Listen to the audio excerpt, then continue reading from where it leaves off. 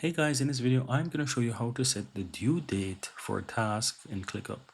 Now there's a few ways how to go about this. If you're in ClickUp and you have a particular list, you can access the list by choosing list here at the top, or you could be anywhere. You could be in theme, but you want to go ahead and find list. I'm using a free version by the way, so you can see that. So click on list and you find the task, right?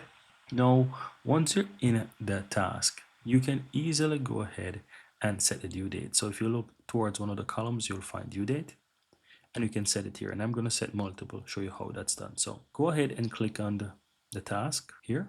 And within the task, you have dates. So you can click due date and the start date is always going to be the start date when it's created, right? Or whatever. But you can easily set that. You can set the start date. For example, start date is going to be on the 6th.